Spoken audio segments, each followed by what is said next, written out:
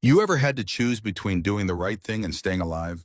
That's the question that haunted Elias Thornwood on a scorching afternoon in August 1847, standing at the edge of his property in Red Canyon, Arizona Territory, staring at two small graves he had carved himself from the unforgiving desert stone. The headstones were simple: Sarah Thornwood, 1815 to 1844, Emma Thornwood, 1837 to 1844, his wife, his daughter, 7 years old with eyes like morning sky and a laugh that could make the hardest day feel light.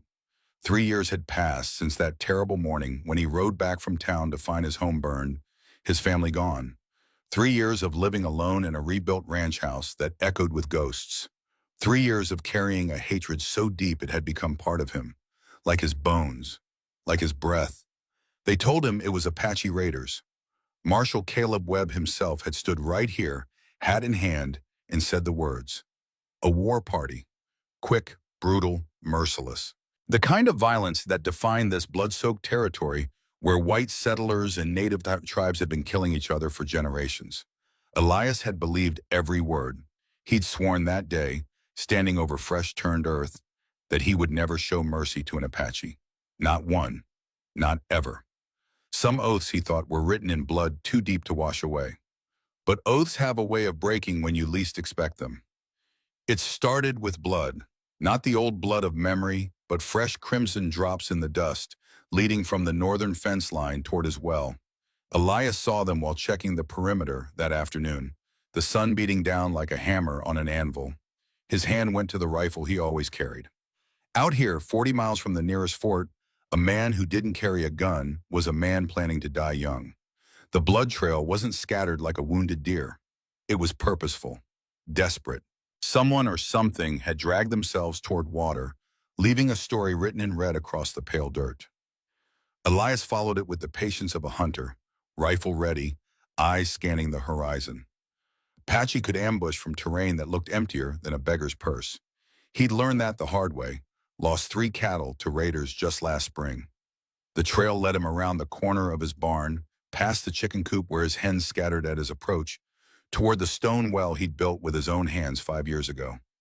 Sarah used to draw water here every morning, singing hymns while Emma played in the dirt nearby. He pushed the memory away. Memories were dangerous things. They made a man soft when he needed to be hard. What he found at the well made him freeze mid-step. A woman lay crumpled against the stone wall, one hand pressed desperately against a wound in her shoulder, the other reaching weakly toward the wooden bucket that hung just 3 feet above her head. She wore deerskin clothing, Apache style, decorated with beadwork that caught the afternoon light. Her black hair was matted with sweat and dust. Blood seeped between her fingers where she tried to hold her shoulder together. Her breathing came in short, painful gasps.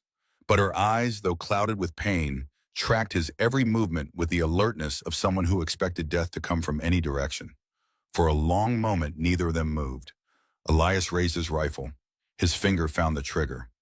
The smart thing, the safe thing, the thing every neighbor within 50 miles would tell him to do. Put a bullet in the savage's head. Bury the body deep where no one would find it. Go back to your supper. Forget it ever happened. 3 years of hatred sat heavy in his chest, a weight that had become familiar, almost comforting in its certainty. But then she spoke, not in Apache, in English, broken, accented, but clear enough to understand. Water, please. 2 words. That was all. But they hit Elias like a physical blow, because they reminded him of something he'd buried along with his family. Emma, age 6, holding a baby bird that had fallen from its nest. Papa, if something is thirsty, we have to give it water, don't we? Even if it might fly away. Even if it might never come back. Yes, baby girl. Even then. The memory rose up unbidden, unwanted, and suddenly Elias wasn't seeing an enemy. He was seeing a human being dying of thirst 3 feet from water she couldn't reach. He lowered the rifle slowly, like a man moving through deep water. Damn it. The curse came out quiet, resigned. He knew in that moment he was about to do something that might get him killed. Something that would certainly get him called a traitor if anyone found out. Something that went against every instinct of self-preservation he had honed in 12 years on this brutal frontier. But he did it anyway. Elias set his rifle against the well, pulled the bucket up, and knelt beside this wounded stranger. The woman's eyes widened slightly, surprise flickering across features tight with pain. She'd expected a bullet. Instead, Instead, she was getting water. He pressed the wooden rim to her cracked, bleeding lips. She drank like someone who hadn't seen water in days. 3 full buckets before her trembling hands could steady enough to hold the rim herself. Elias watched every gulp, his mind already racing with implications. Out here, showing mercy to an Apache was like signing your own death warrant. But as color slowly returned to her face, as her breathing eased from desperate gasps to something more controlled, Elias noticed details that made his blood run cold. The wound in her shoulder wasn't from an animal attack, wasn't from a hunting accident. It was a bullet hole, fresh, still bleeding. And judging by the angle, judging by the powder burns around the torn fabric of her deerskin shirt, someone had shot her at close range, recent close range, which meant whoever had done this might still be looking for her, might be tracking that same blood trail he'd followed, might be riding toward his property right now with guns loaded and questions Elias couldn't answer without a noose around his neck. The woman seemed to sense his fear. With great effort, she raised one hand and pointed toward the northern horizon, then made a cutting motion across her throat. Her message was clear, even without words. Danger. Coming soon. Elias felt his heart hammering against his ribs. Every instinct screamed at him to drag this wounded stranger away from his property. Hide the evidence. Pretend this never happened. But she could barely sit up, let alone walk. Moving her now would probably kill her, and leaving her here was like hanging a target on both their backs. That's when he heard it, the sound that had kept him alive through 12 years of frontier living. Hoofbeats. In the distance. Multiple horses, riding hard and fast, coming straight toward his ranch from the north. The woman heard them too. Her eyes went wide with something that looked like genuine fear, and she tried to push herself up against the well, as if making herself smaller might somehow make her invisible. Blood immediately began seeping through her fingers again, where she pressed them against her wound. Elias made a decision in the space between one heartbeat and the next. Help me up. She spoke in English again, her voice stronger now that she'd had water. Elias took her arm, felt how light she was, all wire and sinew, and helped her stand. She swayed but stayed upright. The root cellar, behind the barn. Can you make it? She nodded, teeth gritted against obvious pain. They moved together in an awkward shuffle, Elias half carrying her, the woman's feet dragging furrows in the dust. Every step left evidence, but there was no time to be careful. The hoofbeats were getting louder, close enough now to count. 6 horses, maybe 7, all moving at a gallop that suggested they weren't coming for a friendly visit. The root cellar was built into the hillside behind the barn, a cool, dark space where Elias stored potatoes and preserves. He pulled open the heavy wooden door and helped the woman down the ladder. She moved with surprising grace despite her injury, years of training evident in how she controlled her descent. At the bottom, she looked up at him, and for the first time he saw her face clearly in the shaft of sunlight from the open door. She was younger than he'd first thought, maybe late 20s. High cheekbones, strong jaw, eyes that even dulled with pain, held an intelligence that made him reconsider every assumption he'd made about savages who couldn't speak proper English. "Thank you," she whispered. "White man with good heart." Elias didn't know what to say to that, so he said nothing. He closed the door quietly and turned to face whatever was coming over that ridge. He had maybe 2 minutes to make his property look innocent.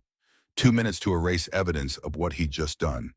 2 minutes before Marshal Caleb Webb and his men arrived asking questions Elias would have to lie through his teeth to answer. He grabbed the empty water bucket and started splashing water across the blood trail, washing away the most obvious signs. But there was no time to clean it all. Dark stains remained in the dust, telling a story to anyone who knew how to read them. The riders came over the ridge like a storm cloud promising lightning. 6 men on horseback, dust billowing behind them, rifles glinting in the afternoon sun. Elias recognized the lead rider immediately and felt his stomach drop. Marshal Caleb Webb, 46 years old, with a reputation for violence that preceded him into every town from here to Santa Fe.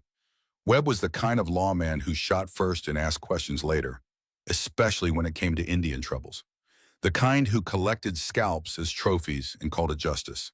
The kind who would burn down a ranch and everyone in it if he suspected them of harboring fugitives. Elias stood in front of his well, trying to look like a man who had nothing more pressing on his mind than fixing a broken fence post. His mouth felt dry as desert sand despite all the water he'd just drawn. Webb reined in his horse 10 feet away, close enough that Elias could see the cold calculation in his pale blue eyes. The other 5 men spread out in a semicircle, hands resting on their weapons. This wasn't a social call. "Afternoon, Thornwood." Webb's voice carried the lazy drawl of a man who knew he held all the cards. "Marshal." Elias kept his own voice level, neutral. Showing fear to Webb was like showing blood to a wolf.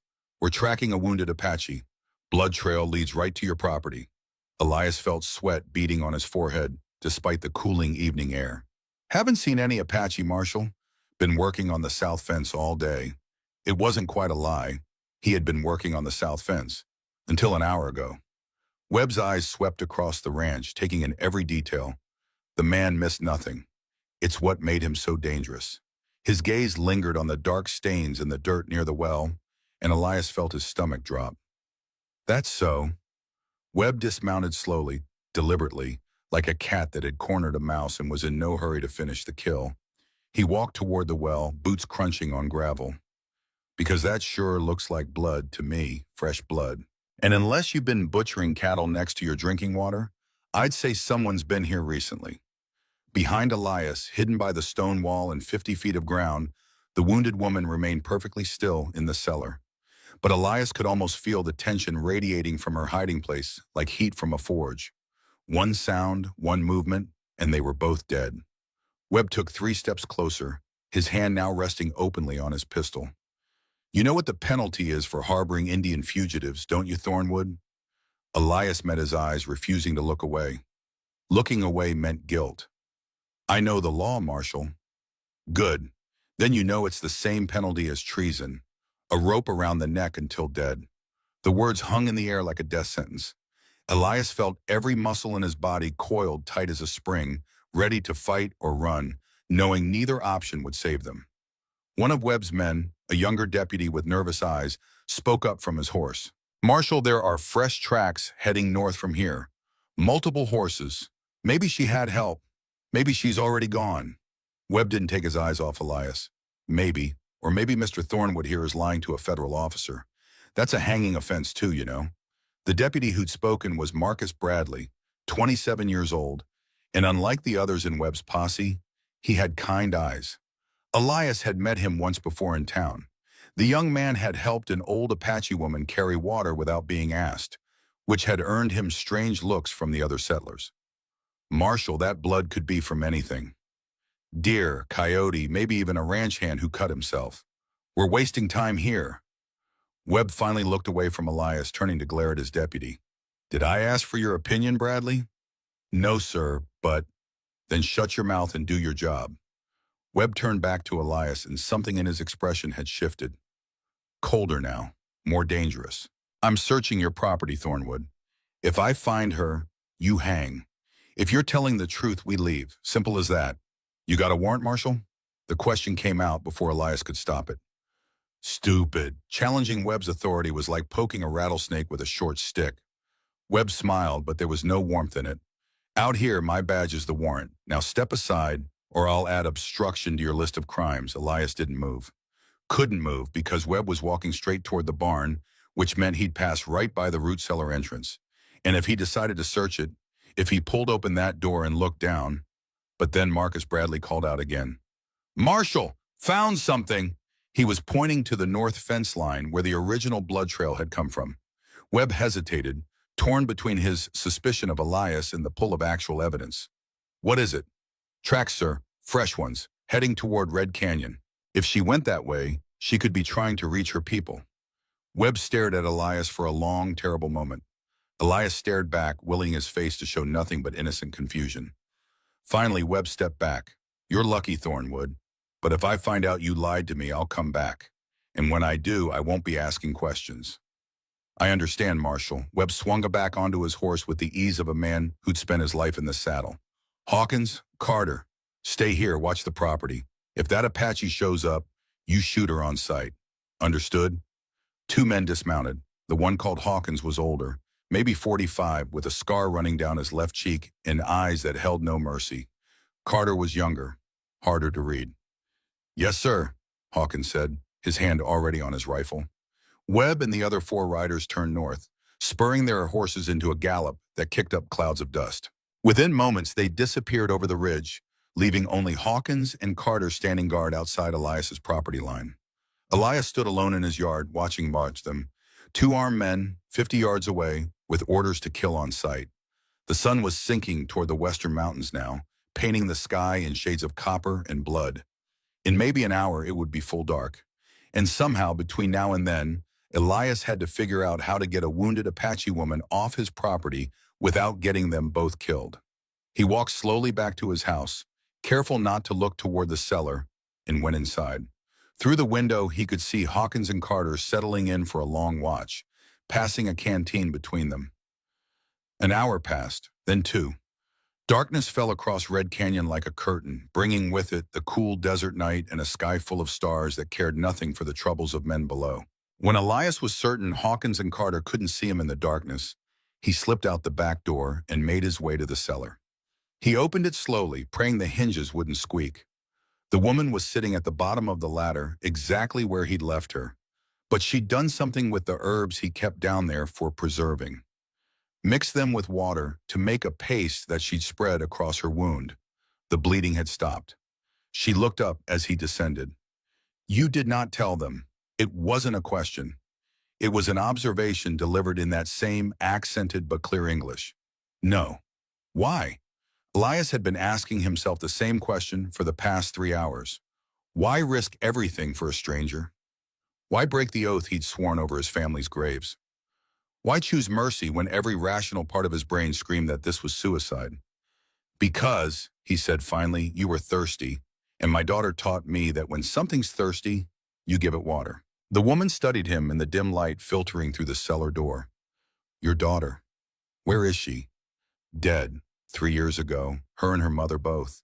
They told me it was Apache raiders. The woman's expression shifted. Something like understanding or maybe sorrow crossed her features. I am sorry. Are you? Yes, because I think maybe not Apache, maybe bad men who want white man to hate my people. Elias felt something cold settle in his chest. What are you talking about? But before she could answer, they both heard it. Footsteps outside. Someone was approaching the cellar. Elias moved fast, climbing the ladder and easing the door closed behind him, just as Hawkins appeared around the corner of the barn. Thought I heard something, the scarred man said, his rifle pointed at Elias's chest.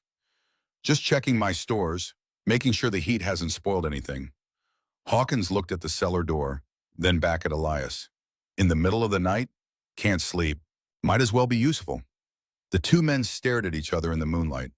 Elias could feel his heart pounding so hard he was sure Hawkins could hear it. Finally, Hawkins lowered his rifle slightly. Webb doesn't trust you, Thornwood, and neither do I. So I'll be watching every move you make until he gets back. Understood. Hawkins walked away, back toward where Carter waited. But Elias noticed he kept looking back over his shoulder. This was going to be a very long night. And when morning came, when Webb returned from his fruitless search to the north, Elias was going to have to make a choice. Keep hiding this woman and risk everything, or turn her over and live with the knowledge that he'd sentenced an innocent person to death. But as he stood there in the darkness, listening to the desert wind whisper across the canyon, Elias realized something.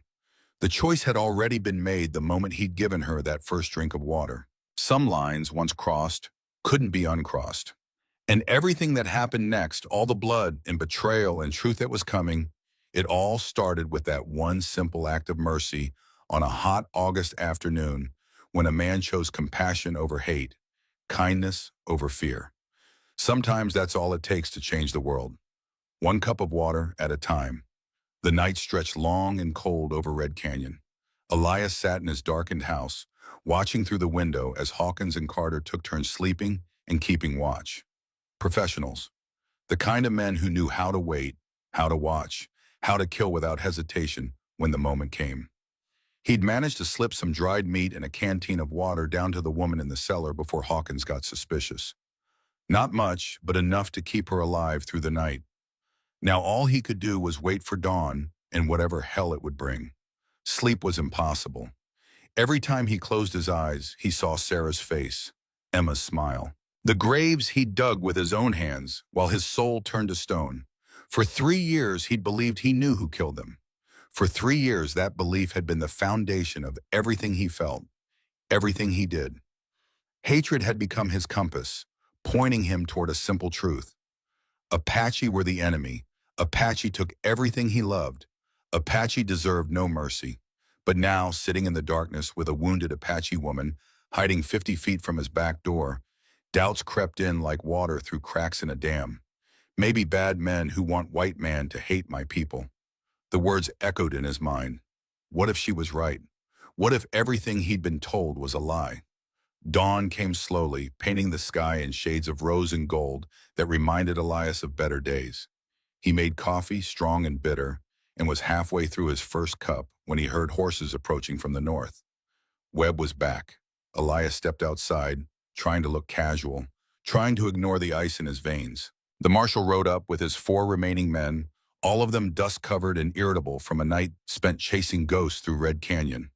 Webb's face was dark with frustration. Nothing, not a damn trace beyond 5 miles north. It's like she vanished into thin air. He dismounted and walked straight to Elias, getting close enough that Elias could smell horse sweat and tobacco. You sure you haven't seen anything, Thornwood? No sounds in the night? No movement around your property? Elias met his eyes without flinching. Nothing, Marshal. Just the usual desert quiet. Webb studied him for a long moment, clearly wanting to believe Elias was lying but unable to prove it. Finally, he stepped back. Hawkins, report.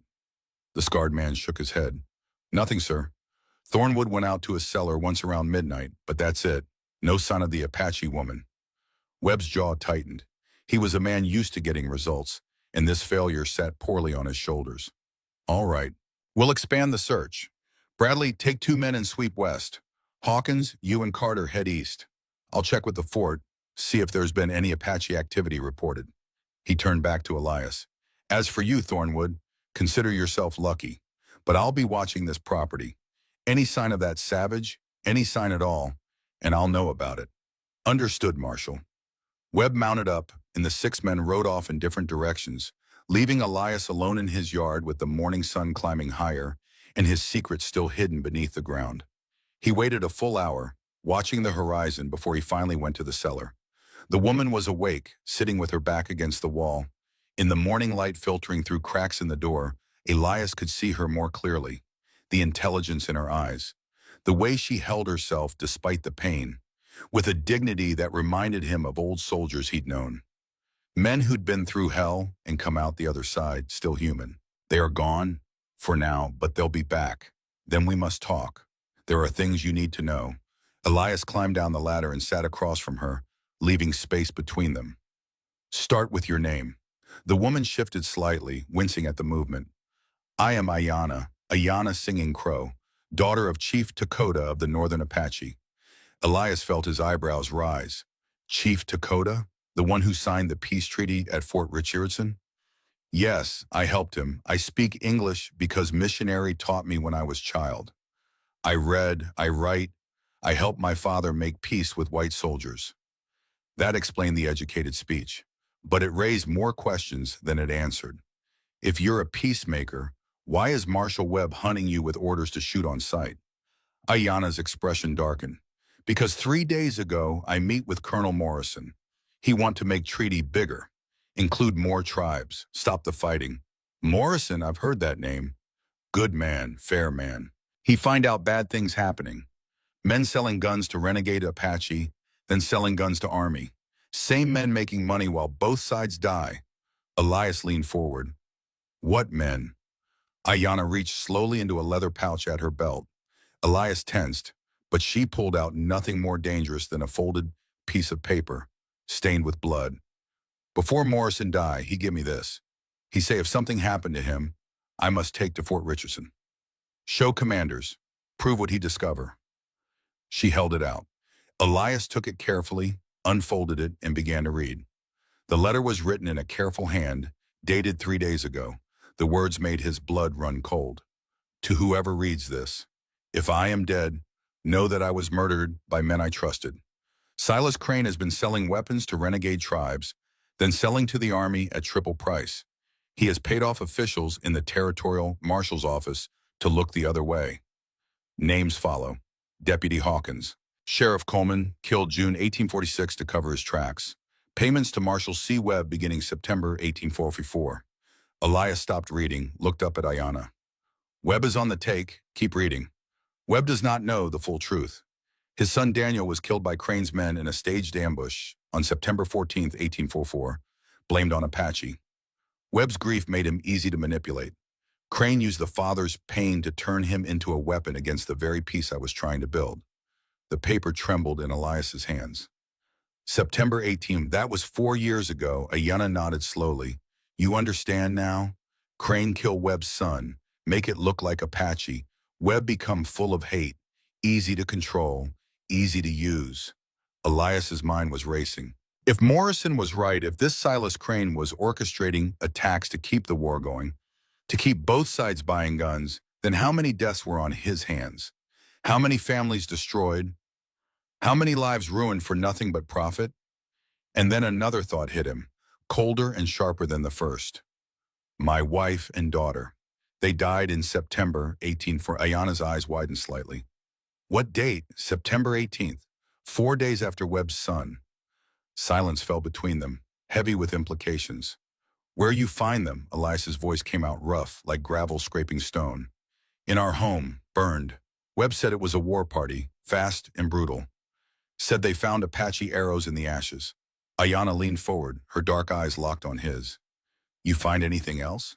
Anything that not makes sense? Elias thought back to that terrible day. The memories he'd tried so hard to bury, walking through the ruins of his home. Sarah's body, Emma's small form curled up like she was sleeping. The rage that had consumed him, hot and clean and simple. But there had been something. One detail that nagged at him even through the grief. I found a button from a cavalry uniform, blue with an eagle on it. But Webb said no soldiers were in the area that day, said the nearest patrol was 20 miles south.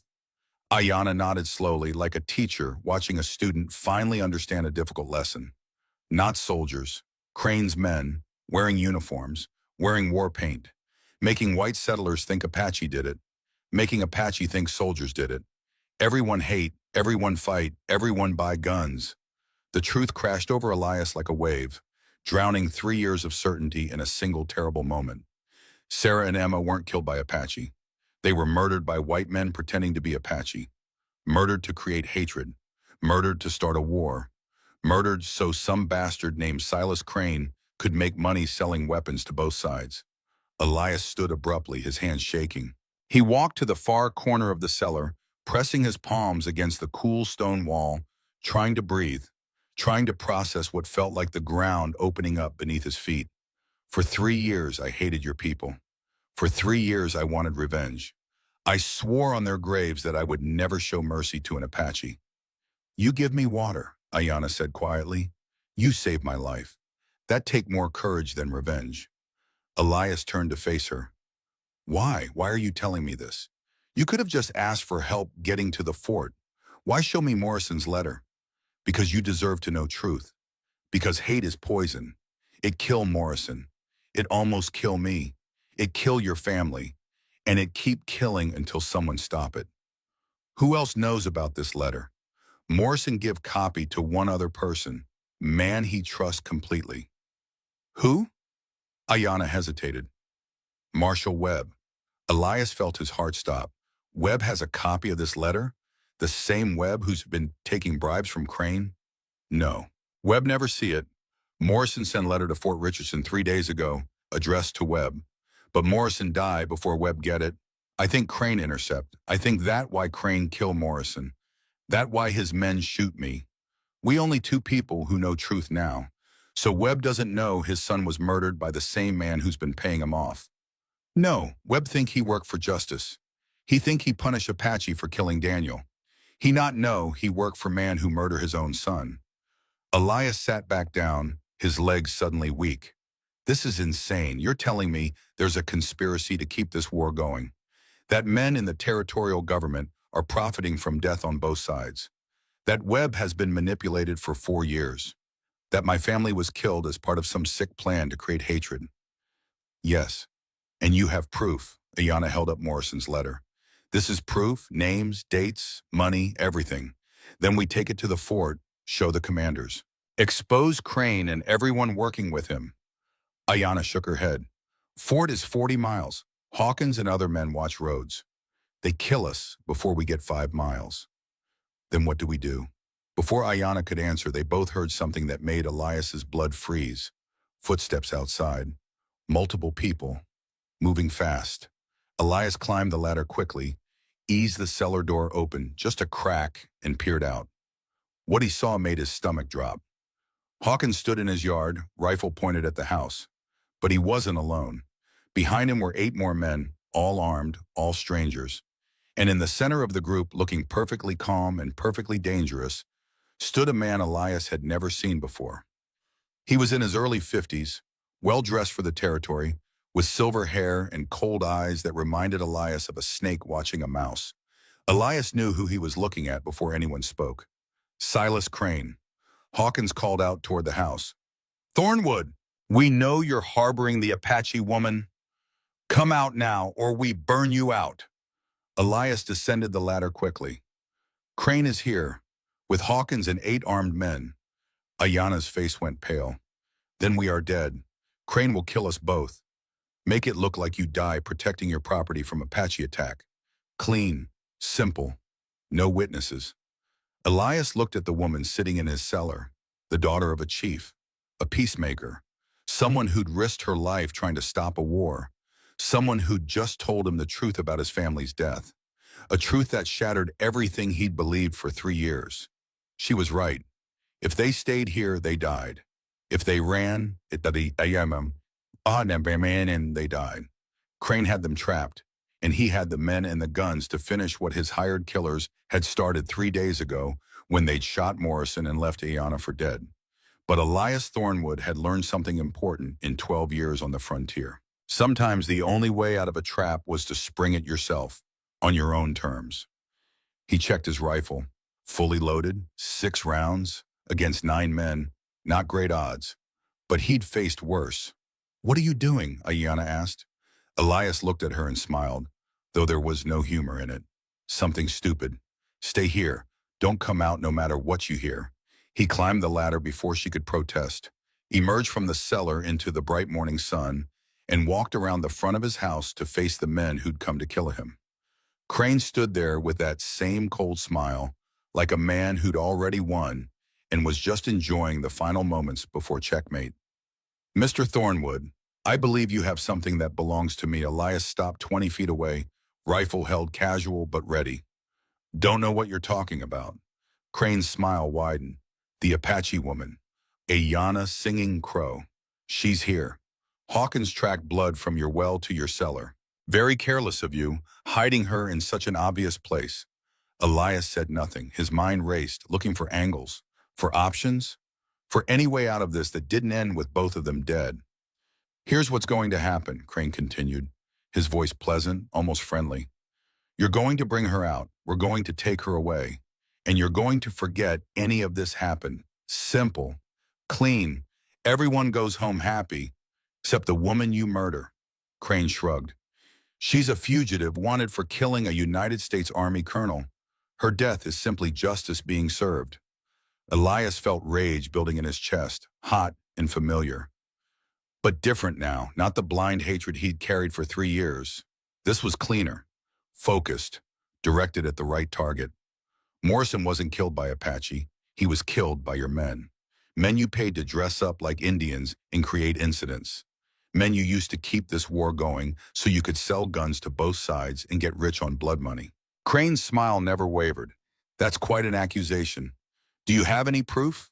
Morrison's letter, every name, every payment, every death you've orchestrated. For the first time, something flickered in Crane's eyes.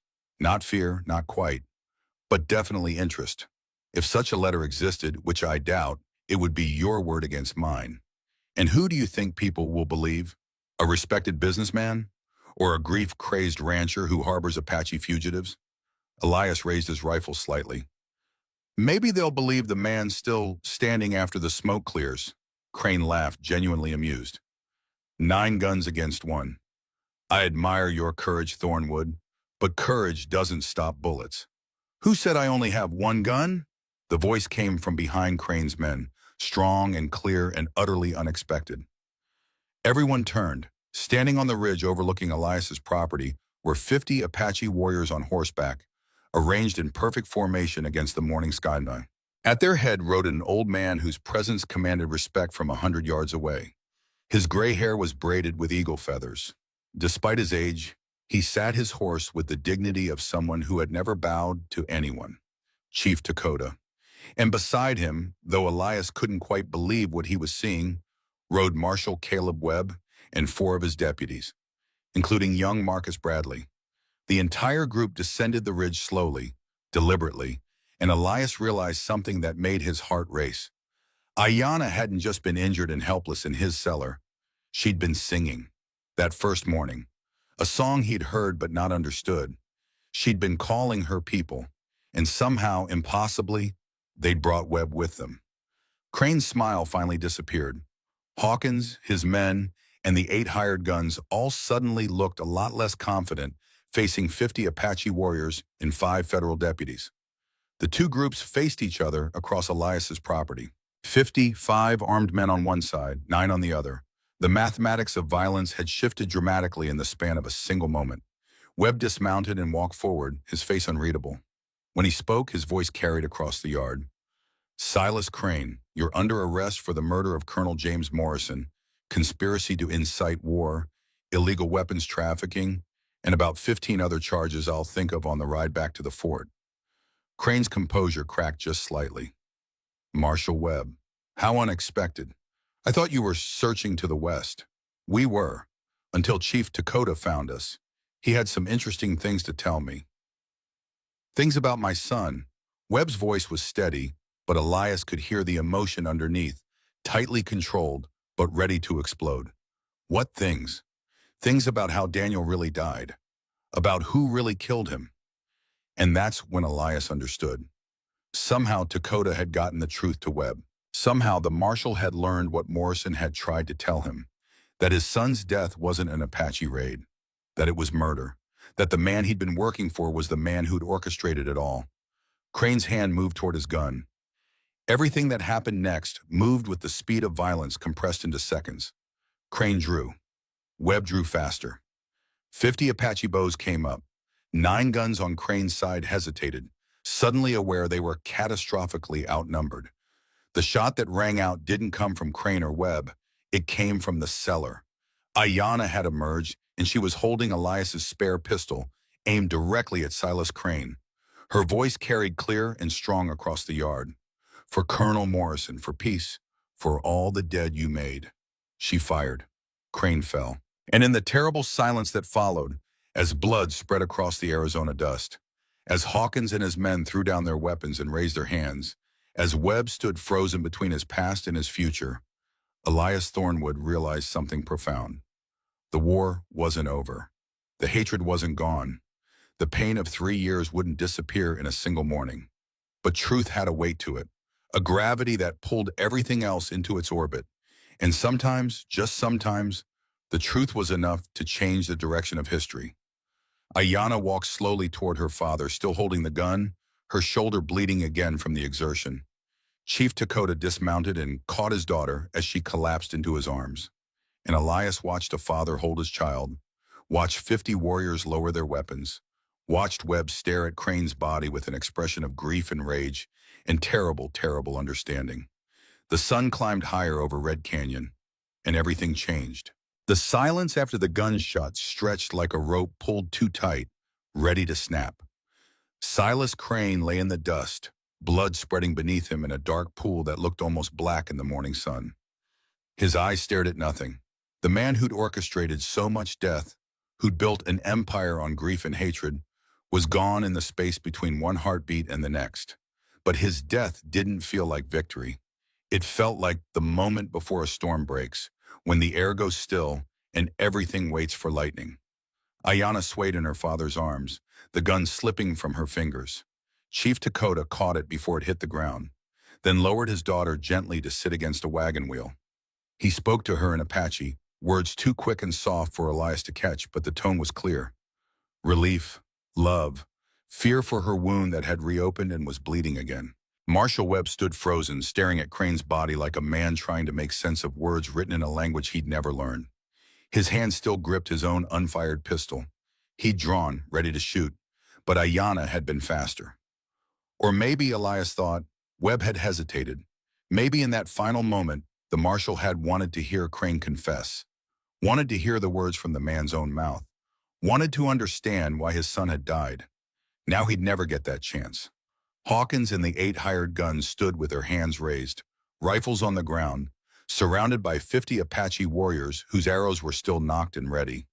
These weren't the kind of men who surrendered easily, but they knew mathematics. 9 against 55 wasn't a fight. It was a massacre waiting to happen. Marcus Bradley moved first, walking forward with his hands visible and empty. Marshal, he said quietly, we need to secure the prisoners and get medical attention for Miss Ayanna. Webb blinked, coming back to himself.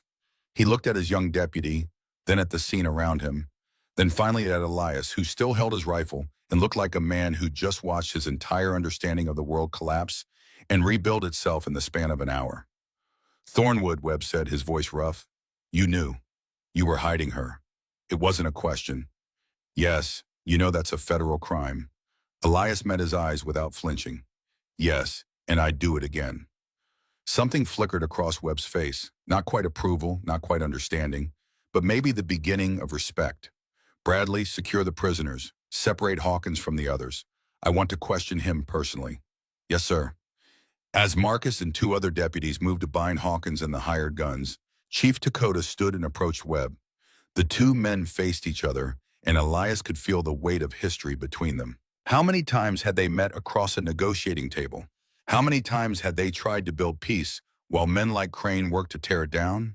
Marshal Webb, Dakota said in careful English, his voice carrying the authority of a man who'd led his people for 40 years. We must talk, I know. My daughter tell you truth about your son. Webb's jaw tightened, muscles working like he was trying to hold back words or maybe screams. She told me. Morrison's letter, the dates, the names, everything Crane did. You believe? Webb was silent for a long moment, looking at Crane's body, then at Ayanna being tended by an Apache medicine man who dismounted and was working on her shoulder with practiced hands. 4 years ago, my son went hunting with friends. They found him dead. 3 arrows in his back, Apache arrows. 3 witnesses said they saw the war party riding away. One of those witnesses was Hawkins. He paused, breathing hard through his nose. I spent 4 years believing you people killed my boy. 4 years working to bring Apache to justice. 4 years taking money from Crane to fund operations against your tribes. I thought I was avenging Daniel. I thought I was doing right. Dakota nodded slowly. And now? Now I find out those arrows were planted. The witnesses were paid to lie. The war party was white men in paint. And the man who orchestrated it all, the man who murdered my son, was the same man paying me blood money to keep the war going. Webb's voice cracked on the last words. I've been working for my son's killer for 4 years. The confession hung in the air like smoke. Elias felt something in his chest tighten because he understood. He'd spent 3 years believing a lie about Sarah and Emma. 3 years directing his grief at the wrong people. 3 years becoming exactly what men like Crane needed him to be. A weapon aimed at innocence. Chief Dakota placed a hand on Webb's shoulder, the gesture surprising in its gentleness. Grief make men blind, make them easy to use. But you see truth now, that is what matters. Webb looked at the old chief, and Elias saw tears on the marshal's weathered face. I'm sorry. God help me, I'm so sorry. Apology accepted. Now we must finish what Morrison started. We must expose others. Crane not work alone. Webb nodded, wiping his face roughly with his sleeve. When he spoke again, his voice had steadied, the lawman taking control again. Morrison's letter mentioned others, names in the territorial government. If we can get that letter to Fort Richardson, to Commander Harrison, he has the authority to arrest everyone involved. Ayanna has letter, Dakota said. She keep it safe. Then we need to move. Crane's men will have allies. When word spreads that he's dead, they'll either scatter or come after us to silence witnesses. Webb turned to Elias. How many horses you have? 3. Why? We need to get to Fort Richardson, 40 miles northeast. Ayanna needs proper medical care, and we need to deliver that letter before Crane's partners destroy evidence or run. Elias looked at his ranch, the home he'd rebuilt with his own hands after losing everything, the land he'd worked for 12 years, the graves of his wife and daughter that he visited every morning. Leaving meant abandoning it all, possibly forever. Staying meant safety, solitude, the familiar weight of grief. But grief, he was learning, wasn't the only choice a man could make. I'll saddle the horses. While Elias prepared for the journey, Marcus Bradley questioned Hawkins. The scarred deputy sat bound to a fence post, his expression sullen and uncooperative until Webb walked over and crouched down to his eye level. Hawkins, you've worked for me 3 years. You stood beside me at my son's funeral. You looked me in the eye and told me Apache killed Daniel. Was any of it real, or were you Crane's man from the beginning? Hawkins spat in the dirt.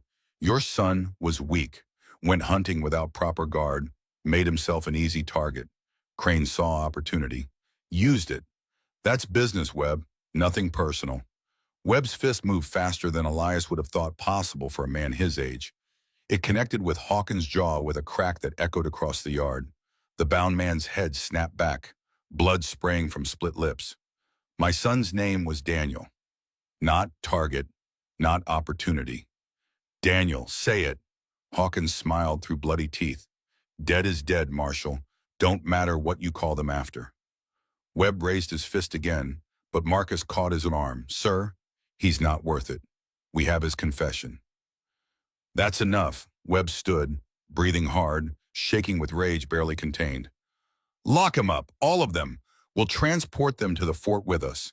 The group prepared to move with military efficiency. 50 Apache warriors, 5 federal deputies, 1 rancher, and 1 wounded woman who'd shot the most dangerous man in the territory.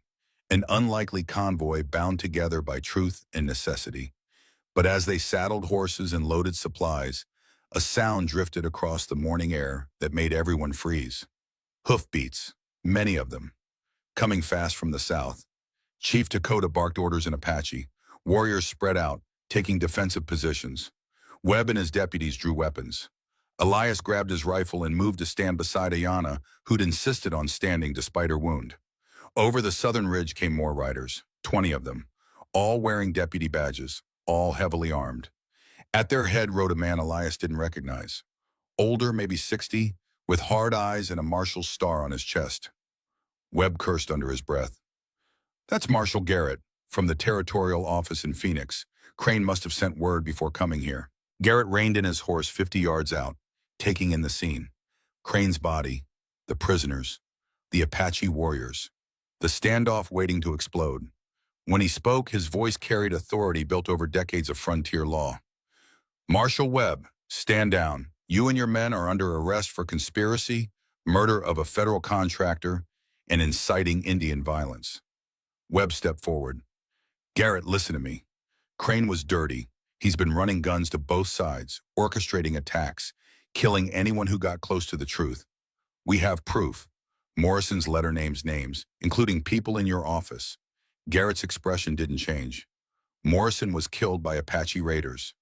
The woman with you is wanted for his murder. And Crane was a respected businessman trying to help end this war.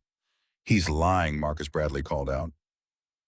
We have evidence, documentation, witnesses. You have an Apache woman who murdered a colonel and a rancher who harbored her, Garrett replied.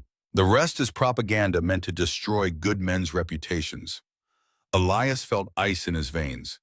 Garrett was one of them, one of the names in Morrison's letter, a man who'd been taking Crane's money, helping cover up murders, keeping the war machine running, and now he had 20 armed men behind him.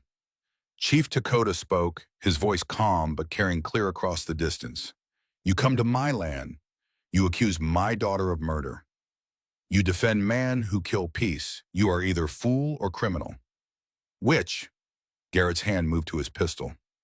I'm a United States Marshal enforcing federal law. That Apache woman is under arrest.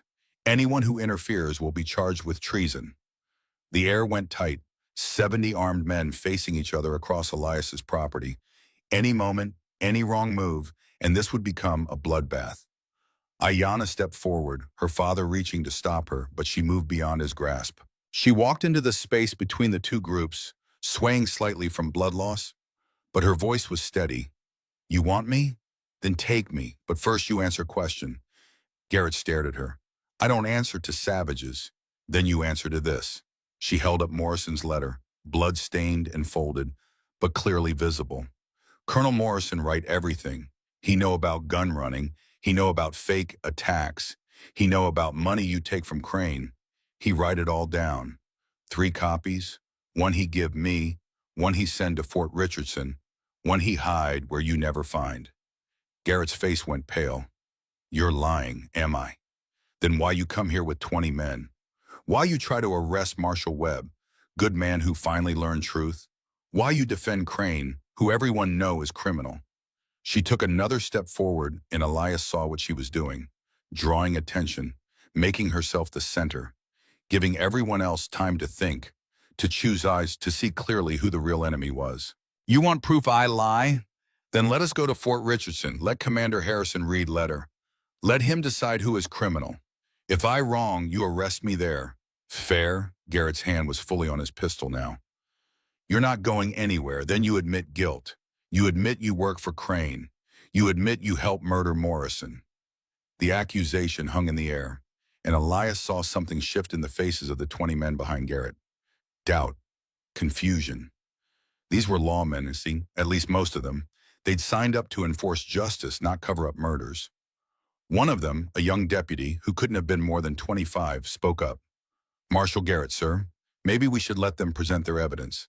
If the letter's fake, it'll be obvious. If it's real, we have a duty to investigate. Garrett turned on him, fury in his face. You questioning my orders, Collins? I'm asking why we're threatening to shoot people who want to share evidence with our superiors, sir. Another voice joined in, then another. Garrett's men were fracturing, pulled between loyalty to their commander and the simple logic of what Ayanna was proposing. Garrett saw his control slipping, saw the equation changing, and like all cornered predators, he chose to attack. He drew his pistol and aimed at Ayanna. This is your last chance. Drop the letter and surrender, or I'll shoot you for resisting arrest. Elias moved without thinking. He stepped in front of Ayanna, rifle raised, putting himself between her and Garrett's gun. You'll have to shoot me first. Webb moved to stand beside him. And me. Marcus Bradley joined them. And me. One by one, Chief Dakota's warriors raised their bows. Webb's loyal deputies raised their rifles. Even some of Garrett's own men hesitated, unsure, caught between illegal orders and conscience.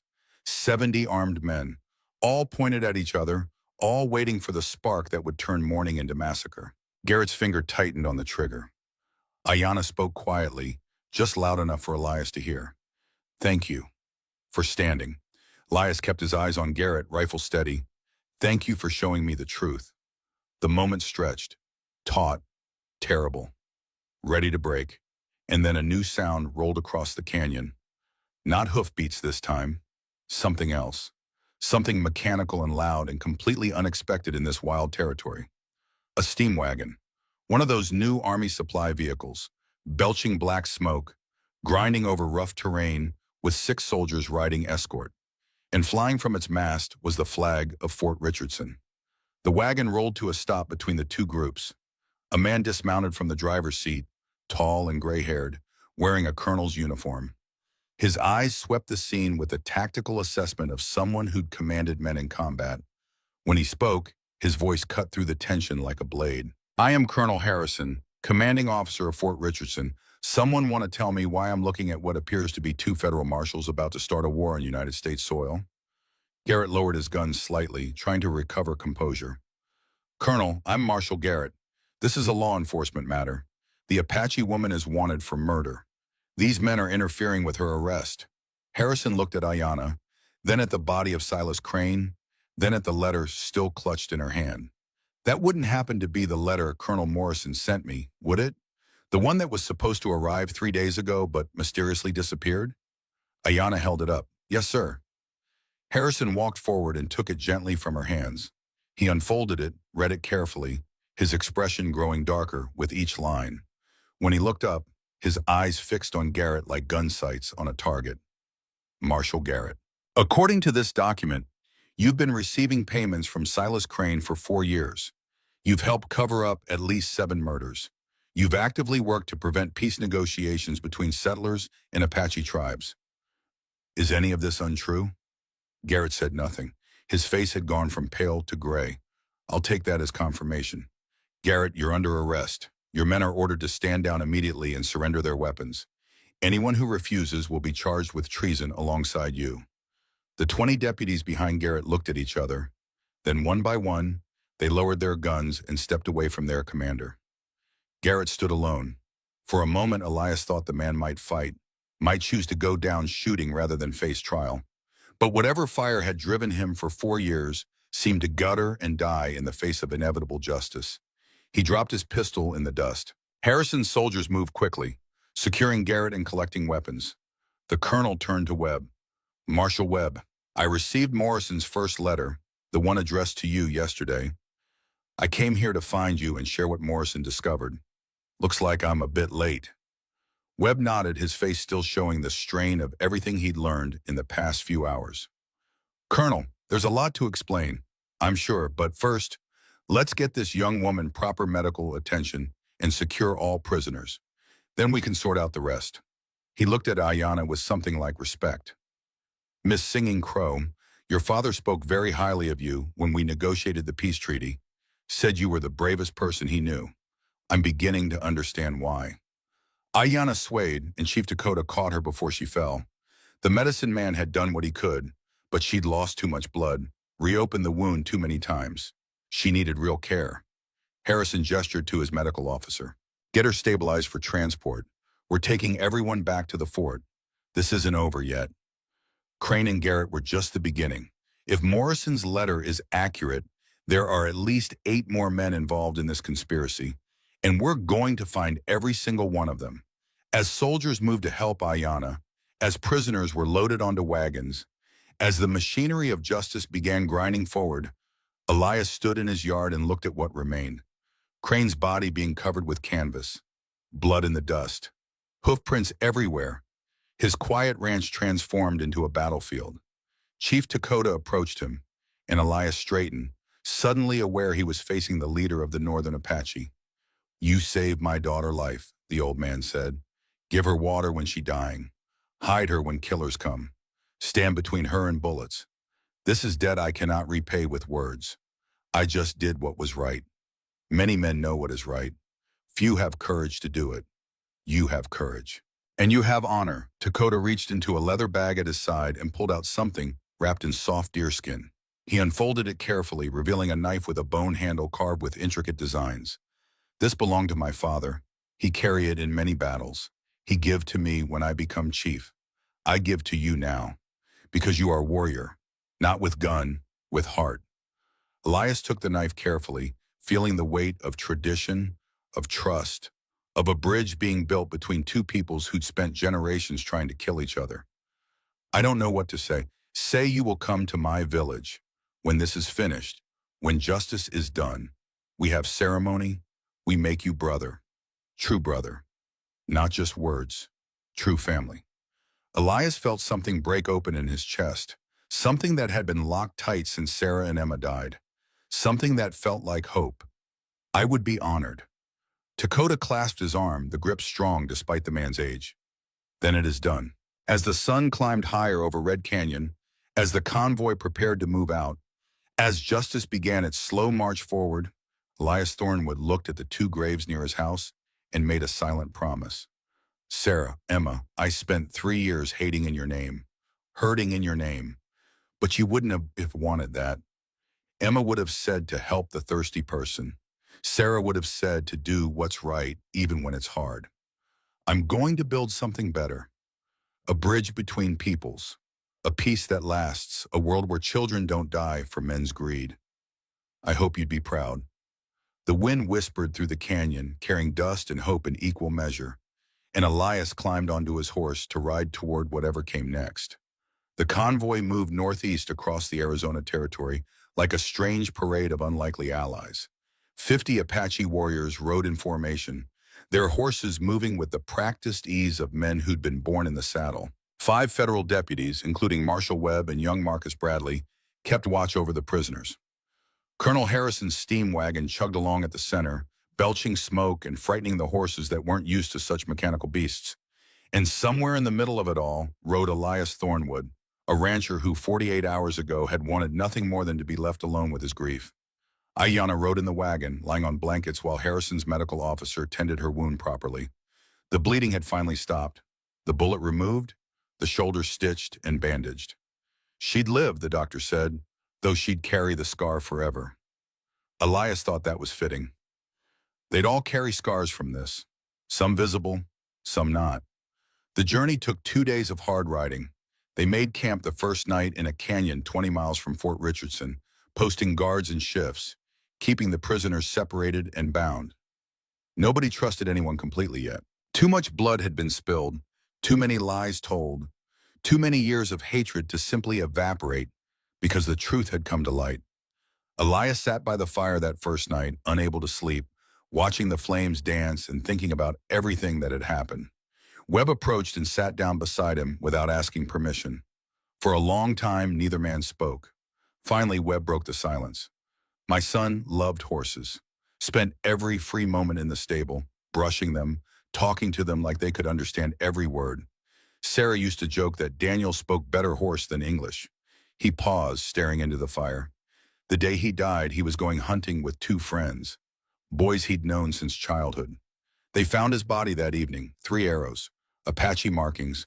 Hawkins rode in covered in blood, said he'd tried to save them, but the war party was too big, too fast. Said Daniel died brave. Webb's voice cracked slightly. I believed him. God help me. I looked at that bastard in the eye and thanked him for trying to save my boy. And the whole time, he'd been part of killing him.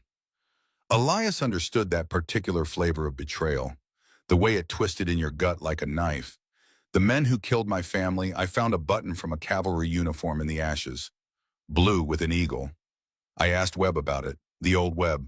For I knew what I know now. He told me sometimes Apache raiders scavenge from dead soldiers, take trophies, said it didn't mean anything. Did you believe him? I wanted to. Believing was easier than questioning. Questioning meant maybe I'd been wrong.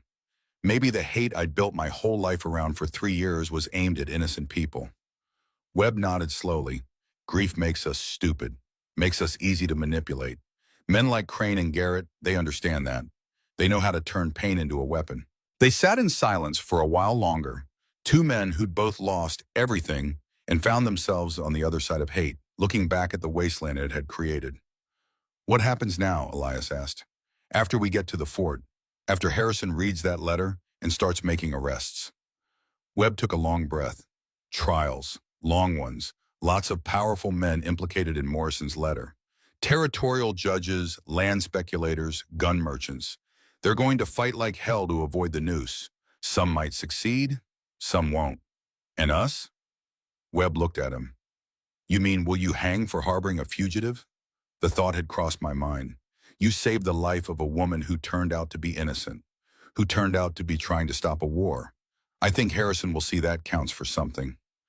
And if he doesn't, then I'll testify that you were acting on information I provided, that you were working as an unofficial deputy to protect a witness. I'll lie under oath if I have to. Elias felt something shift in his chest. Gratitude, maybe? Or recognition that Webb was trying to be the man he'd always thought he was before grief had twisted him into something else. Thank you. Don't thank me yet. We're not out of this. Morrison's letter names 8 men besides Crane and Garrett. At least 3 of them have private armies. They're not going to let us waltz into Fort Richardson and destroy their operation without a fight. You think they'll try something? I'd bet on it. Webb was right. The attack came at dawn on the second day, just as they were breaking camp. Riders appeared on the ridgeline to the south. 20 of them, heavily armed, moving fast. Not soldiers, not lawmen, hired guns. The kind of men who killed for money and didn't ask questions about who or why. Harrison's voice cut through the morning air like a whip. Defensive positions. Protect the wagon. The convoy exploded into organized chaos. Apache warriors scattered to high ground, bows ready. Webb's deputies formed a line, rifles aimed. Soldiers from the fort took cover behind the steam wagon, using it as mobile fortification. Elias found himself crouched behind a boulder next to Marcus Bradley, rifle loaded, watching the riders descend. "You ever been in a real fight?" Marcus asked, his voice steady despite the fear Elias could see in his young eyes. "Not like this." "You?" "Once, 3 years ago, Apache raiders hit a supply wagon I was guarding. Killed 2 men before we drove them off. Scared me so bad I couldn't sleep for a week." He paused, then added quietly, "Found out later those raiders were renegades, outcasts from the tribes, men who'd been kicked out for being too violent. But we reported it as Apache attack. Help feed the hatred, help make everything worse. The riders were close now, close enough to see faces, close enough to recognize that these weren't desperate men. These were professionals, cold eyes, steady hands. The kind who'd done this before and would do it again." A voice called out from the attacking group, deep, commanding, used to being obeyed. "Colonel Harrison, we don't want trouble with the army. Hand over the Apache woman and Morrison's letter, and we'll ride away. Nobody has to die." Harrison stood behind the wagon, fully exposed, showing no fear. "And who exactly are you to be making demands of the United States military? We represent concerned citizens who want to see justice done. That woman murdered a colonel. She needs to stand trial. She will stand trial. At Fort Richardson, under proper legal authority. Not by hired killers working for men trying to cover up their crimes." The rider who'd spoken, a hard-faced man in his 40s wearing expensive clothes incongruous with his surroundings, smiled without warmth. "Then I'm afraid we have a problem, Colonel." He raised his hand. 20 rifles came up in unison, and from the ridgeline behind them, 20 more riders appeared. Then 20 more. 60 guns total, all aimed at the convoy. Elias felt his stomach drop. They were outnumbered, outgunned, trapped in a canyon with high walls and limited cover. Harrison's voice remained steady. "You attack federal soldiers, you'll hang. Every one of you. Maybe. But you'll be dead, and the evidence will disappear. Worth the risk." The hard-faced man lowered his hand toward his pistol. "Last chance, Colonel." Harrison looked at Webb, at Chief Dakota, at the prisoners cowering in the wagon, at Ayanna, who'd struggled to sit up despite her wound, ready to fight even though she could barely stand. Then he looked back at the 60 guns aimed at his people and made a decision that Elias knew cost him everything. "Stand down. Lower your weapons, sir," Marcus said, disbelief in his voice. "That's an order, deputy. I won't have good people die for a letter. We'll find another way." The soldiers, the deputies, the Apache warriors all looked at their leaders. Chief Dakota had gone very still, his weathered face unreadable. Webb's jaw was clenched so tight Elias could see muscles jumping. But they lowered their weapons. The hard-faced man smiled and gestured to 2 of his riders. "Get the woman. Get the letter. Kill anyone who interferes." 2 men dismounted and started walking toward the wagon. Casual, confident, like men collecting a package they'd already paid for. Elias watched them approach. Watched the way they moved, hands on guns, eyes scanning for threats. Watched them get closer to Ayanna, who sat with her father's hand on her shoulder. Both of them silent and proud even in defeat. And something inside Elias broke. Not broke in the way grief had broken him 3 years ago. Broke in a different way. Like a dam bursting. Like chains snapping. Like a man who'd spent so long being afraid of losing what little he had left that he'd forgotten how to stand for what mattered. He stood up from behind the boulder. No. The single word cut across the canyon. Everyone turned to look at him. The hired guns, the soldiers, Webb, Harrison, even Chief Dakota. Elias walked forward, rifle at his side, not aimed but ready. "You want her, you go through me." The hard-faced man laughed, brave. Stupid, but brave. "Who are you exactly?" "Elias Thornwood. And 3 years ago, my wife and daughter were murdered by men working for the same bastards who hired you. Men who dressed up like Apache to start a war. Men who killed innocent people for profit." He kept walking, getting closer to the two hired guns. I spent 3 years hating the wrong people. 3 years wanting revenge on the wrong enemy. I'm not making that mistake again. The hard-faced man's smile faded. Mr. Thornwood, you're about to get yourself killed for nothing. Maybe, but at least I'll die standing for something true. Elias raised his rifle and pointed it at the nearest hired gun. Leave now, or find out if I'm bluffing. The canyon went silent, and then Marcus Bradley stood up from behind his cover, rifle raised. He's not alone. Webb stood next, not alone. One of Harrison's soldiers, not alone. Another, then another, deputies, soldiers, even some of the prisoners, bound but defiant, struggling to their feet. And then Chief Dakota spoke in Apache, his voice carrying like thunder across stone, and 50 warriors stood as one, bows drawn, arrows knocked. The hard-faced man looked at his 60 guns, then at the convoy where every person who could hold a weapon was now standing, ready to die rather than surrender. The mathematics had changed. Yes, the hired guns would win, eventually, but not without losing most of their number.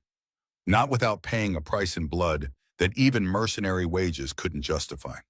Elias could see the calculation happening behind the man's eyes, weighing profit against survival, weighing orders against self-preservation. The hired gun lowered his rifle slightly. This isn't over. Yes, Harrison said, stepping forward to stand beside Elias. It is, because even if you kill us all, Morrison sent 2 more copies of that letter. One to the territorial governor in Santa Fe, one to the Secretary of War in Washington. You think your employers didn't know that? You think they hired you because they thought you could stop the truth? Harrison's voice grew harder. They hired you to create a massacre that would bury the evidence in blood and chaos, to give them time to run. You're not soldiers. You're not lawmen. You're disposable tools being used by cowards. The words hit like bullets. Elias could see doubt spreading through the hired guns. Men looking at each other, reassessing, wondering if the money was worth becoming scapegoats for wealthy criminals. The hard-faced man's jaw tightened. We had a deal. Deals change, Harrison said. Here's a new one. Ride away now and I won't hunt you down. Stay and you'll hang alongside the men who hired you. Choose quickly. For a long, terrible moment, the canyon balanced on the edge of violence. Then the hard-faced man holstered his pistol. This is a mistake, Colonel. Probably. But it's mine to make. The hired guns withdrew slowly, keeping weapons ready, but not aimed, backing toward their horses. Within minutes, they'd mounted up and were riding south, dust rising behind them like a retreating storm. The canyon exhaled. Elias lowered his rifle, his hands shaking now that the adrenaline was fading. Marcus clapped him on the shoulder, grinning. That was the bravest stupid thing I've ever seen. Or the stupidest brave thing, Elias replied, trying to smile but finding his face didn't quite remember how. Chief Dakota approached, and Elias straightened, suddenly aware he'd just gambled with the old man's daughter's life. But Dakota didn't look angry. He looked at Elias with something that might have been pride. You stand when others sit. You speak when others silent. You choose right when right is hard. This is why you will be brother. He placed both hands on Elias's shoulders, a gesture that felt ceremonial, important. My daughter lived because you give water. My people have peace because you have courage. I have no words big enough to thank you. Elias felt his throat tighten. I just did what Emma would have wanted, what Sarah would have expected. Then they raise you well, Dakota said quietly. The convoy continued toward Fort Richardson, moving faster now, aware that time was running out. The men named in Morrison's letter would be fleeing. Evidence would be disappearing. Every hour mattered. They reached the fort as the sun touched the western horizon, painting the adobe walls in shades of gold and crimson. Soldiers on the walls called out challenges, then recognition, then opened the massive wooden gates. Inside, Harrison wasted no time. He assembled his senior officers, sent riders to intercept the fleeing conspirators, dispatched telegrams to Santa Fe and Washington with the full contents of Morrison's letter. The machinery of justice, once started, ground forward with inexorable force. Over the next 3 days, arrests were made, 8 men in total, just as Morrison had documented. Judges, merchants, a territorial senator, 2 more marshals. Men who'd built empires on blood and called it business. They were brought to Fort Richardson in chains, just like Hawkins and Garrett and the others. Their protests, their threats, their offers of bribes and political favors all fell on deaf ears. Harrison was done playing politics. Morrison had been his friend, and Morrison's murder demanded justice. The trial would take months, maybe years, but it would happen. On the fourth day at the fort, Chief Dakota came to Elias in the small room he'd been given. "Time to go home," the old man said. "Back to your land. But first you come to my village. We have ceremony. We make you brother, like I promise." Elias looked at his calloused hands, the hands that had dug graves and built fences and pulled a trigger more times than he wanted to remember. "I'm not sure I deserve that honor." "Honor is not about deserve," Dakota said, "is about choice. You choose to be honorable. That is enough." They rode west the next morning, a much smaller group now. Just Elias, Chief Dakota, Ayanna, who was healing well, and 20 warriors as escort. Webb came to see them off. "Thornwood, when you get back to your ranch, come find me. I'll need a deputy I can trust, someone who knows what's right and has the spine to fight for it." Elias shook his hand. "I'll think about it, Marshal. That's all I ask." As they rode through the gates of Fort Richardson, heading into the desert that stretched between two worlds, Elias thought about everything that had changed in less than a week. He'd given water to an enemy and found a friend. He'd learned the truth about his family's death and let go of 3 years of misdirected hate. He'd stood against guns and found courage he didn't know he had, and now he was riding towards something new, something that looked like hope. The Apache village appeared at sunset, nestled in a canyon where water ran year-round and cottonwood trees provided shade. Children played near the stream. Women worked tanning hides. Men sat in circles, smoking and talking. They all stopped when Chief Dakota rode in with a white man at his side. But they didn't reach for weapons. They watched, waited, trusted their chief's judgment. That night, under stars that had witnessed generations of hatred, Elias Thornwood was welcomed into the Apache Nation as a brother. The ceremony was simple but profound. Words spoken in a language he didn't understand but felt in his bones. A war lance placed in his hands, ancient and honored. 50 people touching his hand one by one, making him family. Ayanna stood beside her father, her arm in a sling, but her eyes bright. "You are Braveheart now," she said. "That is your Apache name, because you have brave heart. You save enemy. That is biggest courage." Elias held the war lance and felt its weight. Not just the physical weight of wood and bone and feather, the weight of tradition, of trust, of a bridge built between peoples who'd spent generations trying to destroy each other. "One cup of water," he said quietly. "That's all it took to start this." Ayanna smiled. Sometimes small things have big power. Water in desert, truth in darkness, kindness in hate. These change everything. The stars wheeled overhead. The fire crackled. And somewhere in the night, the ghost of a little girl who'd once loved wildflowers smiled at her father and whispered that she was proud. 6 months can change everything. Elias Thornwood stood on the ridge overlooking his ranch in Red Canyon, watching the sun climb over the eastern mountains and paint the desert in shades of amber and gold. The same sun that had risen on the day he'd found Ayanna dying of thirst by his well. The same sun that had witnessed everything that came after. But the land below looked different now. Where once there'd been only his solitary house and barn, now there were new structures. A meeting hall built with timber hauled from the mountains and adobe brick made from the canyon clay. A schoolhouse with real glass windows, small but sturdy, where Apache children and settler children sat side by side learning to read and write in 2 languages. And people, so many people. Apache families had set up traditional dwellings on the eastern edge of his property, their presence negotiated carefully through Chief Dakota and approved by the territorial government. White settler families had built homes on the western edge, drawn by the promise of protection in the newly expanded peace treaty that made this land safe for the first time in a generation. In between, like a bridge connecting 2 worlds, sat Elias's original ranch house, modified now, expanded, a place where both peoples could meet, eat, talk, trade, and slowly, carefully, learn to trust. It wasn't perfect, Trust built slowly, especially after so much blood.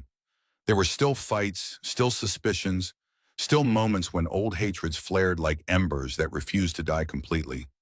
But it was progress, real progress. The kind Morrison had died trying to create, the kind Ayanna had nearly died protecting.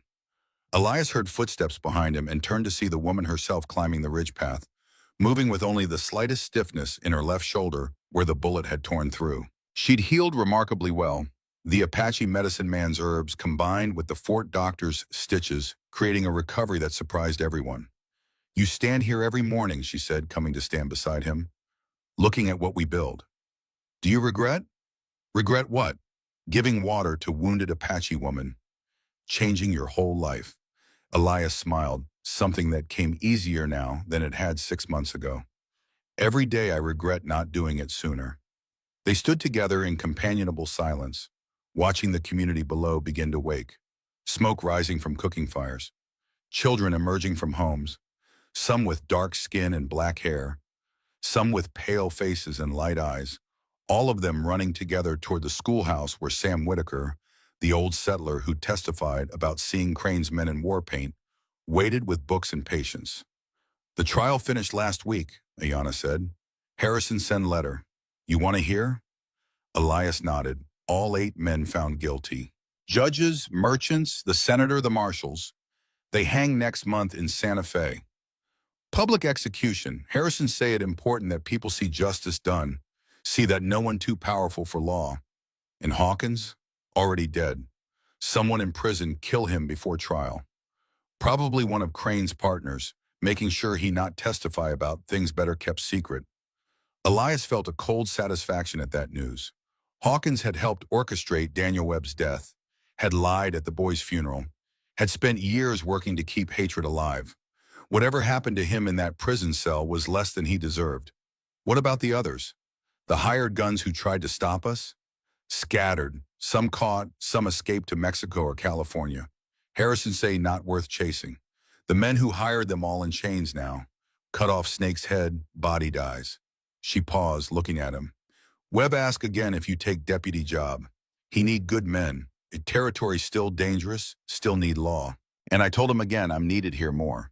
Building this, she gestured at the settlement below, is more important than wearing a badge. Ayanna smiled. He say you would say that. He also say when you're ready, job is waiting. Movement caught Elias's eye. A wagon was approaching from the north, raising dust. As it got closer, he recognized the driver and felt his heart lift. Marcus Bradley had visited at least once a month since the trial began, bringing news and supplies and gradually becoming something like a friend. The young deputy had been promoted after Webb reorganized the territorial marshal service, cleaning out the corruption that had festered for years. The wagon pulled up to the main house, and Marcus jumped down with the easy energy of a man in his 20s who hadn't yet learned that bodies could betray you. "Elias! Ayanna! Got news!" He bounded up the ridge path, grinning like a kid with a secret. The territorial governor approved it. "Full legal recognition for your settlement. You're officially recognized as a peace zone under Joint Apache and United States authority, first of its kind in the territory." Elias felt something expand in his chest. They'd been petitioning for months, knowing that legal protection was the only way to make this arrangement permanent. Too many people still opposed the idea of Apache and whites living together. Too many who wanted to return to the old ways, the old hatreds. But now they had law on their side. "There's more," Marcus continued. "The governor wants to visit next month, bring newspaper reporters, show the eastern states that peace is possible. Make this place an example." Ayanna frowned slightly. "Turn us into show? Like circus?" "Not a show," Marcus said quickly. "A model. Proof that Morrison's vision wasn't just idealistic nonsense. That people can live together if given the chance." Elias understood Ayanna's hesitation. They'd worked hard to keep this place quiet, to let it grow naturally without outside interference. But Marcus was right too. If they could show the rest of the territory, the rest of the nation, that this worked, maybe others would try. Maybe more bridges could be built. "We'll meet with the governor," Elias decided. "But on our terms. No performances, no staged events. He sees real life here. The good and the difficult." "Fair enough," Marcus agreed. They walked down to the settlement together. Marcus filling them in on other news. The peace treaty had been expanded again, including 3 more Apache tribes.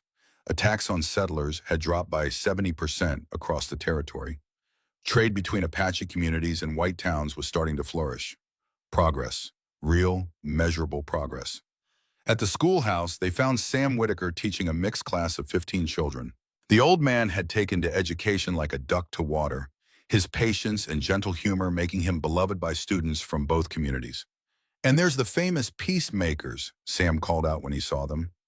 "Come to check if I'm teaching these young ones proper, just making sure you're not filling their heads with your tall tales," Elias replied, earning giggles from the children.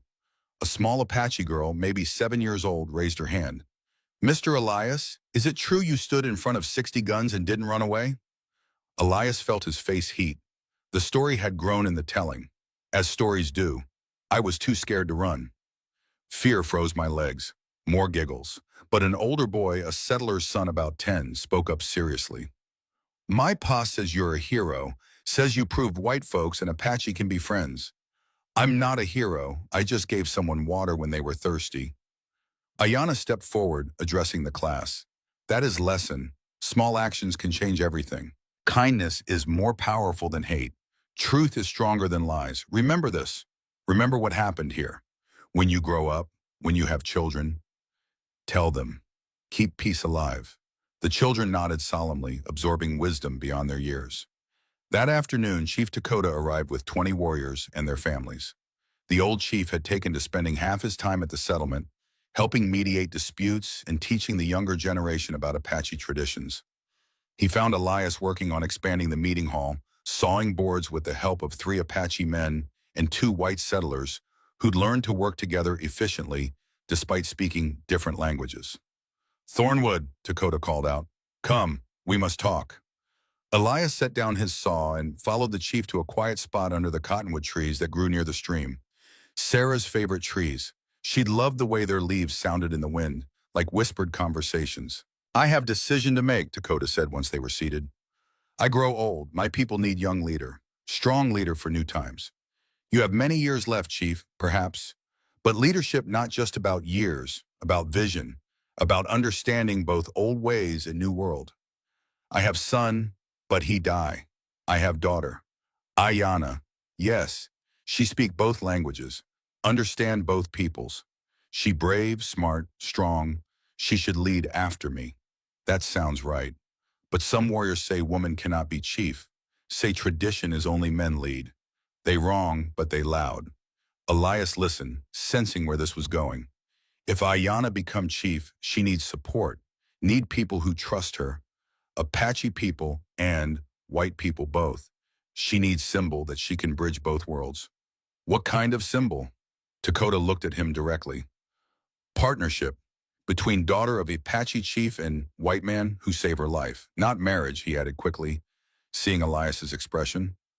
"Our custom's different, but partnership, working together, leading together, showing everyone that cooperation possible."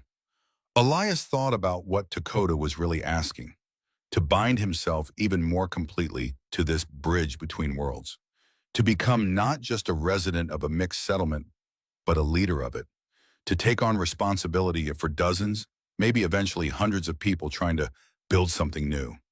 "I'm just a rancher. I don't know how to lead. You lead already. People follow you. Apache warriors stand with you when you face 60 guns. White settlers come here because they trust you. Children respect you. You lead without trying. Imagine what you do when you try." Elias looked across the stream to where his original house stood, where Sarah and Emma's graves rested under the desert sky. What would they think? What would they want him to do? Emma's voice whispered in his memory. "Papa, if someone needs help, we help them, right? Even if it's hard?" "Yes, baby girl, even if it's hard. I'll do it," Elias said. "Whatever Ayanna needs, whatever the people need, I'll help build this bridge." Dakota clasped his arm, the grip still strong despite the chief's age. "You already built it. Now we make it permanent, make it last for generations." That evening, they gathered the entire settlement for a feast. Over 100 people, Apache and white, sitting together around fires, sharing food and stories. Awkward still, in places. Some people stayed with their own kind, uncertain how to cross the invisible lines of culture and history. But others mixed freely, children playing together without caring about skin color, elders sharing wisdom across language barriers, young people courting with the shy uncertainty of attraction that transcended tribal boundaries. Elias sat with Ayanna, Chief Dakota, Marcus Bradley, and Sam Whitaker. An odd assortment, an old Apache chief, his warrior daughter, a young white lawman, an aging settler, and a rancher who'd somehow become the center of it all. My father tells me he asked you to work with me, Ayanna said quietly, to help lead. He did. And you say yes. I did. Why? Elias thought about his answer carefully. Because 6 months ago you were dying of thirst and I gave you water. Everything that happened since, all of this, started from that one choice. Seems wrong to stop now. Ayanna smiled. Good answer. But truth is more, I think. You lose family, you live alone 3 years. You forget what it means to be part of something bigger. Now you remember. Now you not want to be alone again. Elias felt the observation hit close to home. Maybe. Is that wrong? No. Human. We not meant to be alone, we meant to be together. Build together. Grow together. She looked at the settlement, at the people gathering in the firelight. My brother died wanting peace. Morrison died working for peace. You lose family to lies meant to prevent peace. Too many people pay too much for this. We have responsibility to make it work. To make their deaths mean something. Agreed. Then we work together. You teach me about white world. I teach you about Apache ways. We build bridge so strong, hate cannot break it. They shook hands, Apache and white, sealing a partnership that would define the settlement for years to come. Later that night, after the feast had ended and people had returned to their homes, Elias walked alone to Sarah and Emma's graves. He'd started coming here less frequently as the months passed, not because he was forgetting them, but because the pain had transformed from a sharp wound into a dull ache, bearable, part of him but not consuming him. He knelt between the two headstones and spoke quietly. Sarah, Emma, I think I'm finally doing what you'd want. Building instead of destroying, creating instead of hating. Emma, you'd love the school. There are kids your age learning to read, learning to be friends across all the old boundaries. Sarah, you'd love seeing the community grow. Women from both peoples teaching each other crafts, sharing recipes, finding common ground. He paused, feeling the desert wind on his face. I'm not alone anymore. I have purpose again. And I think maybe I'm becoming the man you believed I could be. The man I forgot how to be after you left. A hand touched his shoulder. Ayanna stood behind him, having followed silently. They would be proud, she said simply. How do you know? Because I know you. Man who give water to enemy is man who make his family proud. They stood together in the darkness, the living and the dead, the past and the future, all connected by choices made and bridges built. Tomorrow the governor would be announced officially. Next month the newspapers would come. Soon the whole territory would know about this place, this experiment in peace. Some would praise it, some would condemn it, some would try to destroy it. But Elias Thornwood, once a man consumed by grief and hatred, now a bridge builder and peacekeeper, was ready. He'd learned the most important lesson. Small actions have great power. A cup of water in the desert, a moment of mercy when hatred demands violence, a choice to build instead of destroy. These things could change the world. One person at a time, one day at a time, one cup of water at a time. The settlement slept, the stars wheeled overhead, and in the morning the work would continue. The work of peace, the work of hope, the hardest work of all, but also the most important. The governor arrived on a Tuesday morning in late spring, exactly 1 month after his visit had been announced. Elias stood at the edge of the settlement watching the procession approach. 3 carriages, 20 cavalry escorts, and enough dust to announce their arrival from 5 miles away. All that pomp and ceremony heading toward a collection of adobe buildings and canvas shelters that probably looked insignificant compared to the grand visions politicians usually dealt with. But this insignificant place had done something no treaty, no military campaign, No political maneuvering had managed in 50 years. It had created actual peace, not the absence of war, real peace. People living together, working together, building together. Ayanna came to stand beside him, wearing traditional Apache dress decorated with intricate beadwork, her hair braided with eagle feathers. She'd argued against dressing up, said it felt like a costume for white people's entertainment, but Chief Dakota had convinced her that sometimes symbols mattered, that showing pride in Apache culture while welcoming white leaders sent its own message. "You ready for this?" Elias asked. "No, but we do it anyway." The carriages rolled to a stop in front of the meeting hall. Governor Richard Morrison, no relation to the murdered colonel but aware of the coincidence and the weight it carried, stepped out first. He was younger than Elias expected, maybe 40, with sharp eyes that took in every detail of the settlement, with the assessment of a man who'd built his career on reading situations quickly.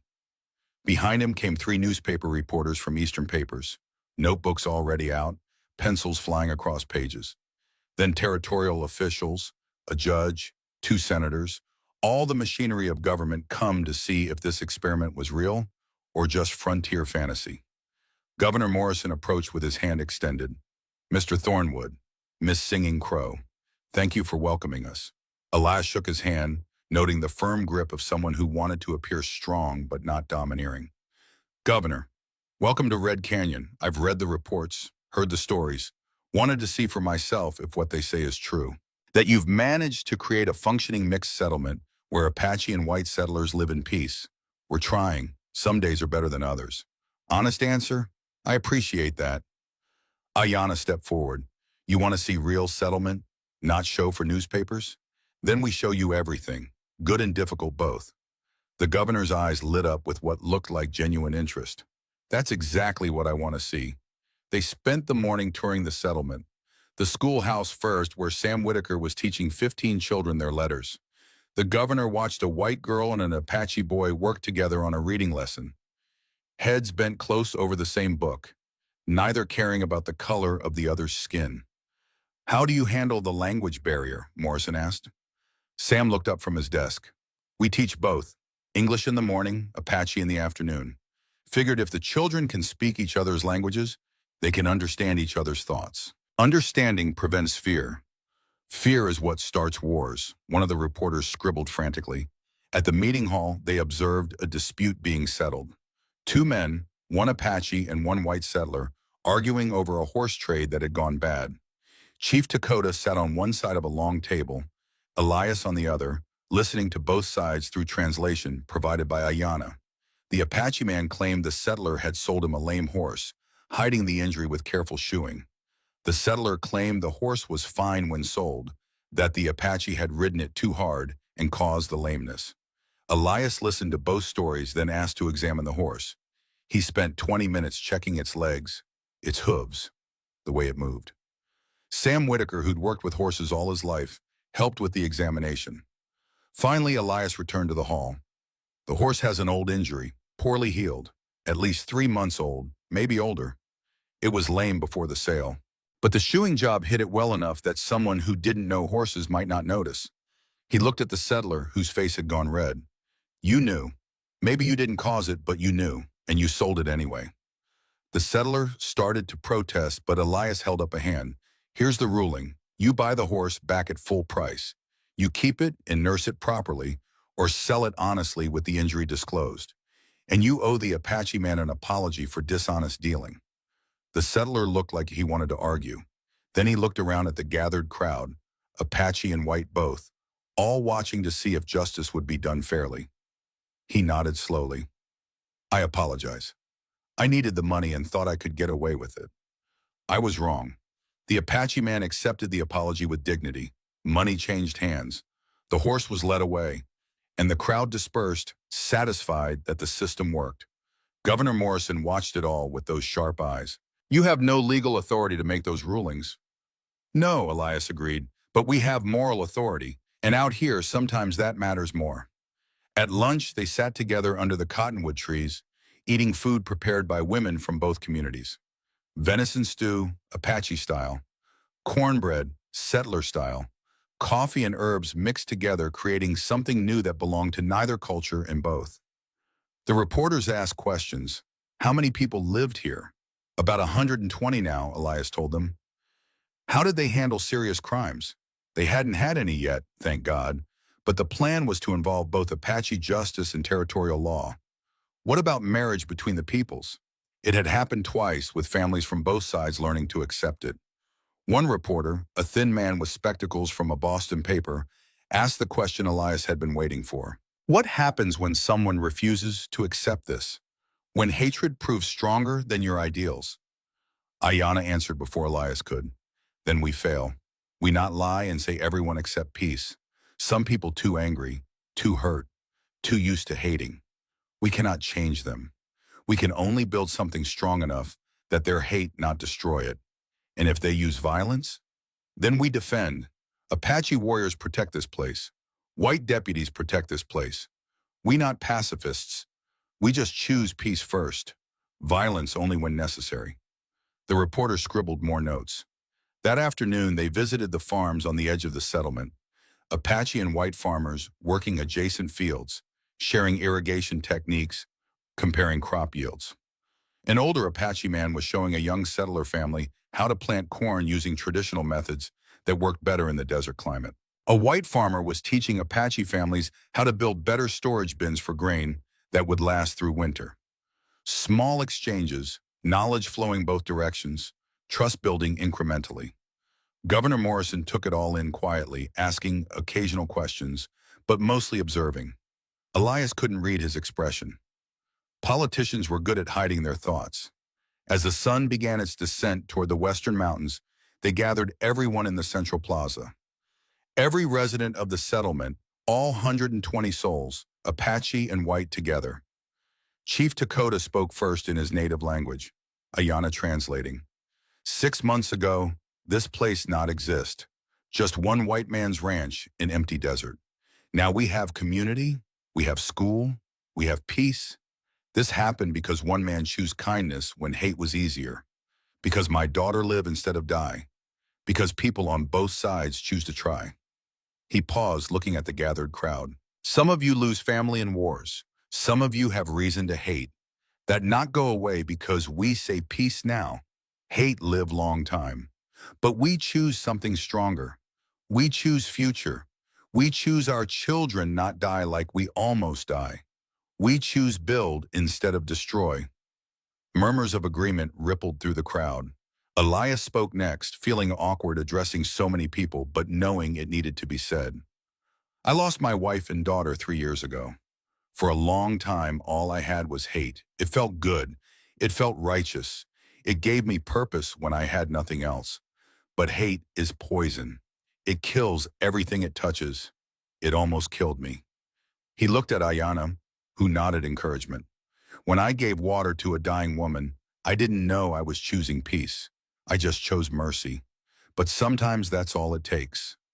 One choice, one moment of seeing another person as human instead of enemy. One cup of water offered when thirst is greater than fear. He gestured at the settlement around them. This place exists because people kept making that choice. Day after day, moment after moment, choosing trust over suspicion, choosing cooperation over isolation, choosing to build bridges instead of walls. Elias paused, looking at the governor and the reporters. You came here to see if peace is possible. If Apache and whites can live together, the answer is yes. But only if both sides wanted enough to do the hard work. To forgive when forgiveness seems impossible. To trust when trust has been broken 1,000 times. To believe that maybe, just maybe, our children can have something better than what we had. The settlement fell silent. Even the children had stopped playing to listen. Governor Morrison stood slowly. When he spoke, his politician's voice had been replaced by something more genuine. I came here skeptical. I've seen too many peace initiatives fail, too many treaties broken, too many promises that meant nothing the moment they became inconvenient. But what I've seen today is different. He looked around at the gathered people. This isn't a treaty signed by governments who'll ignore it when convenient. This is people choosing to live together because they've decided hate costs too much. It's messy and complicated and probably fragile, but it's real. Morrison turned to his officials. I'm recommending full territorial support for this settlement, legal protection, funding for the school, recognition as a special administrative zone under joint governance. I'm also recommending that we establish 3 more settlements like this across the territory, using Red Canyon as the model. Surprise murmurs ran through both the crowd and the officials. Ayana's eyes widened. Even Chief Dakota looked taken aback. "You would do this?" Ayana asked. "Make more places like ours? If you'll help. If you'll share what you've learned." The mistakes and the successes both. We can't force peace, but we can create conditions where people who want peace can build it. Elias felt something shift in his chest. This was bigger than he'd imagined.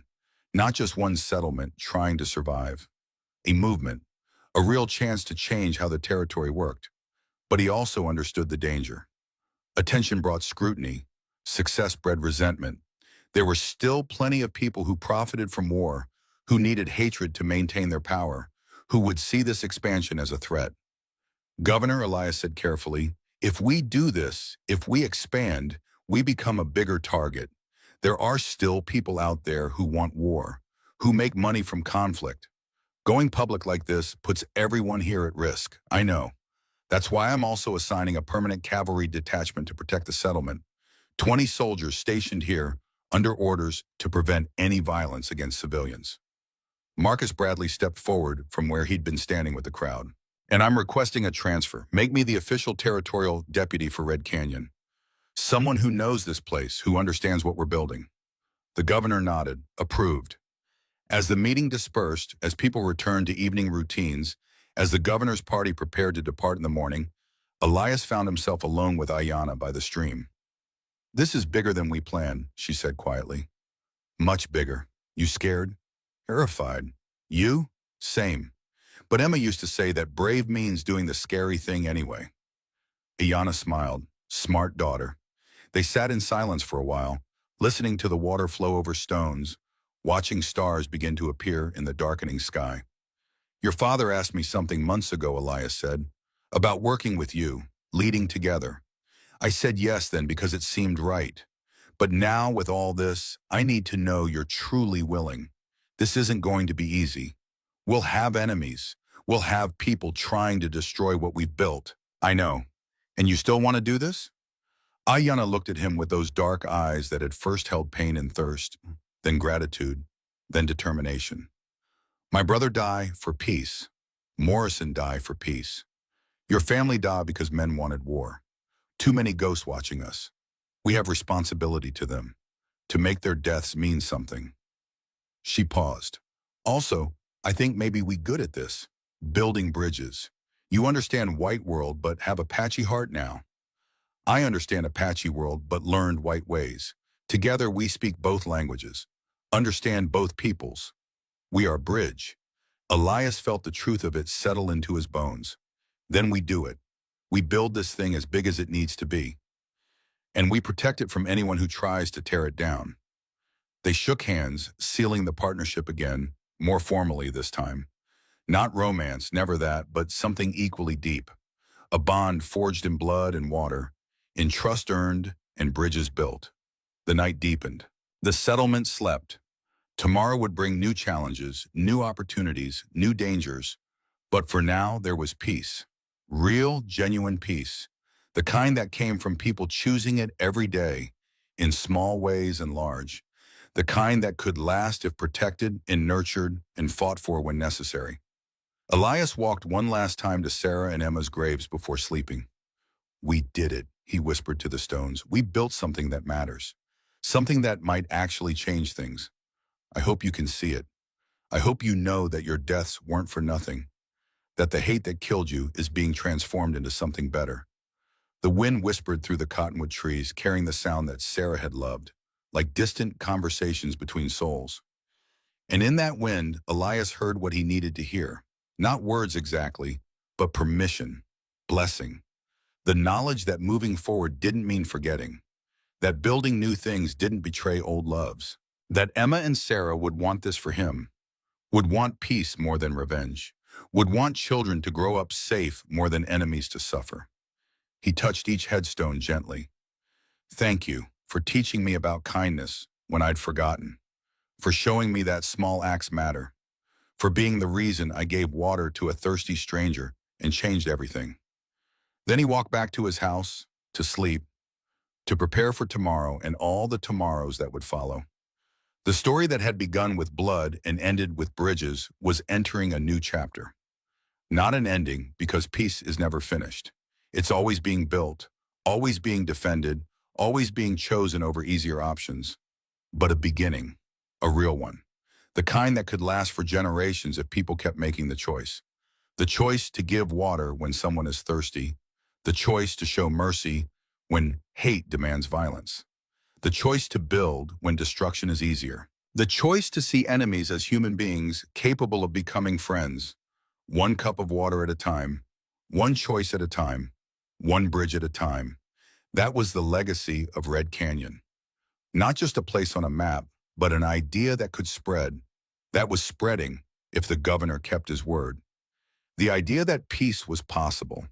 Difficult, yes. Fragile, certainly, but possible. And sometimes in this hard world full of hatred and violence and grief, possible was enough. It was more than enough. It was everything. The stars wheeled overhead, ancient and indifferent to human struggles. But beneath them, in a small settlement in Arizona territory, people slept peacefully, Apache and white together. Children dreaming dreams not haunted by war. Adults building futures instead of dwelling on past grievances. And in the morning, when the sun rose over Red Canyon, they would wake and make the choice again. Choose peace. Choose trust. Choose to keep building one day at a time. For all the tomorrows yet to come, the end. Epilogue. 10 years later, Red Canyon was no longer a small experimental settlement.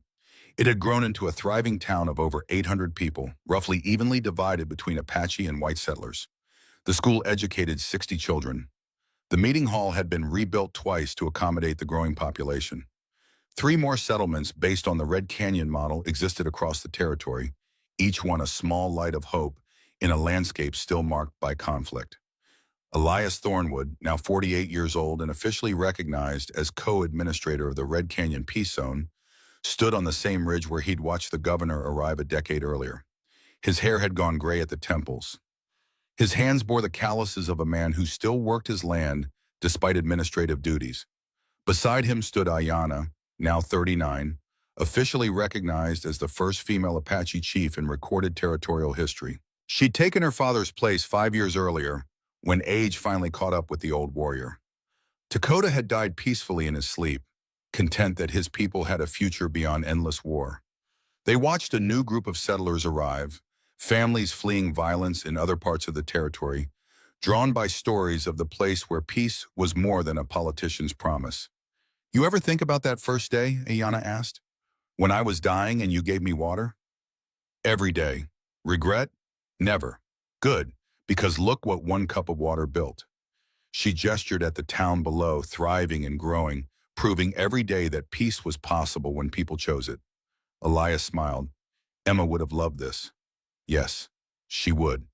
And somewhere into the wind that whispered through the cottonwood trees, a little girl's laughter echoed across the canyon, happy that her father had finally found his way home. To peace, to purpose, to a future worth building, one cup of water at a time.